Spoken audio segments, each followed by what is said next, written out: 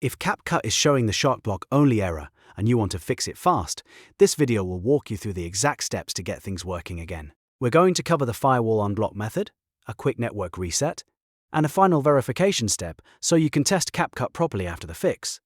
This is a simple troubleshooting guide, and it can save you a lot of time if CapCut is being blocked by Windows settings or network issues. If this tutorial helps you out, please take a second to hit like and subscribe for more quick software fixes just like this. Alright, let's jump right in.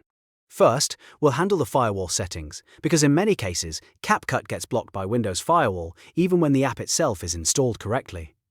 Open the Start menu and search for Allow an app through Windows Firewall. Click it to open the Firewall Permissions window. Once you're inside, click Change Settings. If the button is grayed out, you may need to allow administrator access first. After that, click Allow another app. Then choose Browse, so you can manually find the CapCut program file on your computer. Now, go to the CapCut installation folder, which is usually located in the App Data local CapCut apps path. Select CapCut.exe from that folder, then add it to the list. Once CapCut appears in the Allowed Apps list, make sure you check both the private and public boxes next to it. This is important because it allows CapCut to communicate on both private home networks and public connections. After that, click OK to save the changes.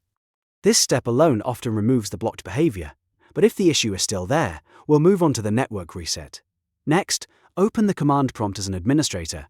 You can do this by searching for Command Prompt, right-clicking it, and choosing Run as Administrator. In the Command Prompt window, type ipconfig/flushdns and press Enter.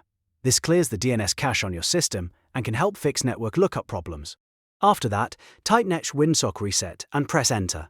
This resets the Windows Network Socket catalog, which can resolve deeper connection issues that may be affecting CapCut. Once both commands are complete, restart your PC. Do not skip the restart because the changes usually need a reboot to fully take effect.